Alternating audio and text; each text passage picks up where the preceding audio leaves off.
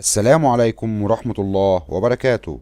أقدم لكم اليوم القناة المجانية المفتوحة على النايل سات التي أعلنت نقل مباراة الأهلي اليوم مع سيمبا التنزاني في دوري أبطال أفريقيا. ودلوقتي لو لسه مشتركتش معانا في القناة انزل اشترك وفعل الجرس ودوس لايك ليصلك كل جديد في مجال الريسيفر والدش. وهيكون موعد مباراة الأهلي اليوم ضد سيمبا في الجولة الثانية من دوري مجموعات دوري أبطال أفريقيا هو الثلاثاء الموافق 23 فبراير 2021، وستقام في ملعب بنجامين مكابا الوطني، حيث من المقرر تنطلق المباراة في تمام الساعة 13 بتوقيت القاهرة 4 بتوقيت مكة المكرمة. وأعلنت قناة مكسب المفتوحة نقل مباراة الأهلي وسيمبا في دوري أبطال أفريقيا مباشرة على النايل سات بالمجان، وهيكون تردد القناة على النايل سات هو 11/4/11، أما معدل الترميز هيكون 27500 والاستقطاب هيكون أفقي. ولمعرفة طريقة تنزيل القناة على الريسيفر هسيب لك رابط الفيديو في الوصف، وشكرا لكم.